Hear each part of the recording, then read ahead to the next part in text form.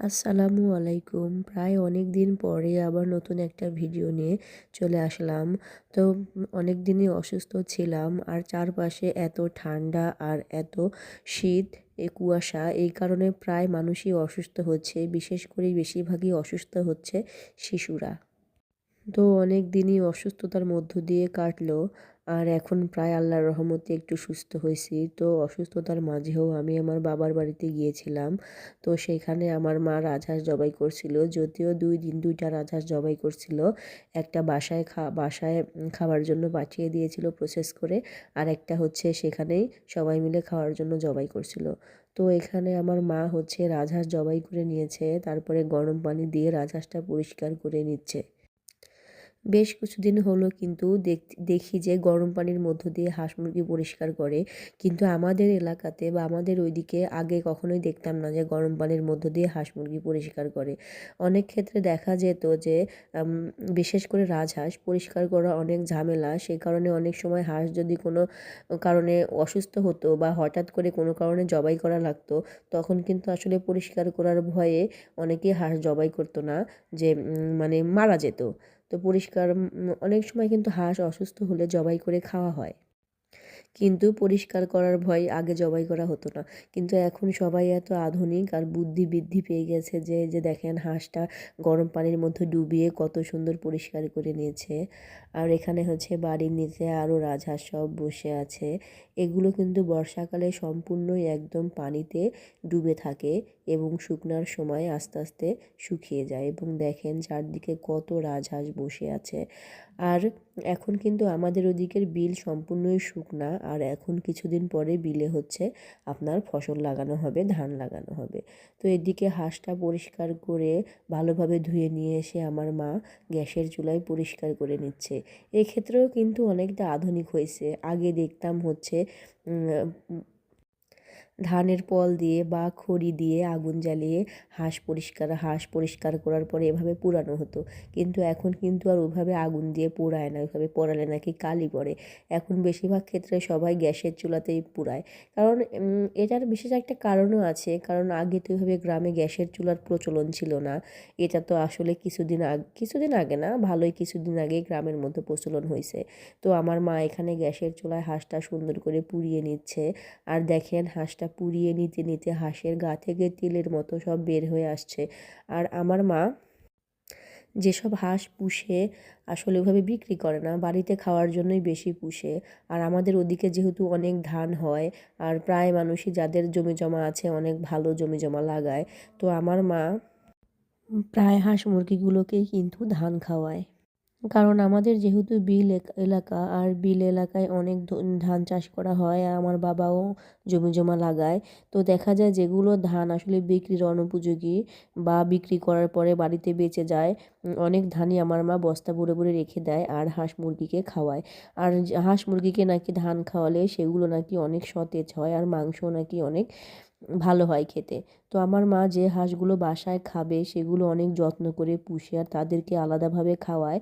আর একদম তরতাজা করে তোলার পরে আমার মায়ের যখন যেটা মনে হয় ছেলে মেয়েদের খাওয়ানো প্রয়োজন, তখন সেটা আসলে আমার মা তার ছেলে মেয়েকে খাওয়ায়। তো হাঁসটা আমার মা এখানে কেটে নিচ্ছে। প্রথমে পাগুলোকে কেটে রেখেছে। হাঁসের পা কিন্তু আমার অনেক বেশি পছন্দের। অনেকেই কিন্তু হাঁসের পা পছন্দ করে না। আমার কিন্তু হাঁসের পা না, শুধু হাঁস মুরগি সব কিছুরই পা অনেক বেশি, গরু ছাগল সব কিছুরই পা অনেক বেশি পছন্দ। তো আমার মা হাঁসটা কেটে নিচ্ছে। একদম মাংসগুলো একদম লাল টকটক করছে, আর মাংসের মধ্যে অনেক তেল, কারণ এগুলো অনেক যত্ন করে পুষা। আমার মা যখন তার পোষা হাঁস মুরগি জবাই করে আমাদেরকে খাওয়ায়, তখন আমার মা আসলে এত বেশি খুশি হয়, মনে হয় আমার মায়ের এই হাঁস মুরগি আমাদের খাওয়ানোর মাঝেই মায়ের কষ্টের পূর্ণতা পায়। আর হচ্ছে আমার মা যেহেতু একটু অসুস্থ, ওইভাবে আগেকার মতো আর হাঁস মুরগি পালতে পারে না। আগে আমাদের অনেক বেশি রাজহাঁস ছিল। তারপরে এখন যতটুকু হয় ততটুকুই আসলে আমাদের সবার খেয়ে পরে অনেক ভালো চলে চলে যায়। তো এখানে মাংসগুলো কেটে কেটে আলাদা করে রাখা হচ্ছে, আর এদিকে দেখেন হচ্ছে যে মাংসের কিন্তু পিসগুলো অনেক সুন্দরভাবে করছে। আর হাঁসটা জবাই করার পরে পেটের মধ্যে দেখা গেল হাঁসের হচ্ছে ছোট ছোট অনেকগুলো ডিম হয়েছে। প্রায় 1.5 থেকে 2 মাস পরে এই হাঁসটা ডিম দিত। আর রাজহাঁসের ডিমগুলো কিন্তু আমি আমার একটা ভিডিওতে দেখিয়েছিলাম, আকৃতিতে অনেক বেশি বড় হয়। তো আমরা যে রাজহাঁসটা আজকে জবাই করা হয়েছে সেই রাজহাঁসের সঙ্গে আরও যে হাঁসগুলো আছে তার মধ্যে অনেকেই আসলে ডিম দিচ্ছে এবং কিছুদিন পরে তারা ডিম থেকে বাচ্চা ফুটাবে। তো আমাদের যে হাঁসটা জবাই করছিল ওই হাঁসটার মাংস প্রায় 3 কেজির মতো হয়েছিল। আর হচ্ছে রাজহাঁসের মাংস আমার অনেকেই বলে যে পাতি হাঁসের মাংস নাকি টেস্ট, কিন্তু আমার কাছে কেন জানি পাতি হাঁসের মাংস হচ্ছে রাজহাঁসের মাংসটা খেতেই অনেক বেশি ভালো লাগে। আপনাদের কার কাছে কোনটা খেতে ভালো লাগে অবশ্যই কমেন্ট করে জানাবেন।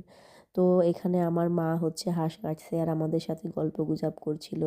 হাঁস যেহেতু কাটার পরে টাটকাই রান্না করবে, কারণ একটু যদি সেই দিন কষ্ট হয় তারপরে আমার মা আসলে ফ্রিজে রাখে না। আমার মা বলে যে ফ্রিজে রাখলে নাকি মাংসের স্বাদ নষ্ট হয়ে যায়, তাই কষ্ট হলেও আমার মা সেই দিনই জবাই করবে আবার সেই দিনই রান্না করবে। তো আমার মা মাংস কাটার পরে এদিকে আলু কেটে নিচ্ছিল। আর হচ্ছে যে শীতকালে মাংসটা আসলে নতুন আলু দিয়ে রান্না করে খেতেই অনেক বেশি ভালো লাগে। তো ওইদিকে আমার মা আলু কেটে নিচ্ছে আর এদিকে সাইডে আমার ভাগ্নি আলু পরিষ্কার করে দিচ্ছে। দেখেন মাংসগুলো কেটে রাখছে, দেখতে কত সুন্দর লাগছে। একদম মনে হচ্ছে খাসি বা গরুর মাংস, দেখে আসলে তেল তেল বোঝাই যাচ্ছে না যে এটা হাঁসের মাংস। আর সারা বছর আমরা যতই হাঁস মুরগি খাই না কেন, শীতকাল আসলে কেন জানি মনে হয় শীতকালটা আসলে হাঁসের মাংস খাওয়ারই মৌসুম। আর বিল দেশে যেহেতু অনেক বেশি হাঁস হয়, তাই আমার মা আসলে শীতকালে, শুধু আমার মা না প্রায় বাড়িতেই মানুষই শীতকালে হাঁসের মাংসটা বেশি খেয়ে থাকে। আর আমাদের ওইদিকে পাতি হাঁসের পাশাপাশি অনেক বেশি রাজহাঁসও হয়। তো এইদিকে হচ্ছে সব কিছু শেষে আমার মা চুলায় রান্না বসিয়ে দিয়েছে। এদিকে আমার মেজো আপু মাকে রান্নায় হেল্প করছে আর আমি পাশে বসে ভিডিও করছি। যেহেতু আমার মেজো আপুই রান্নাবান্নার কাজটা একটু বেশি করে।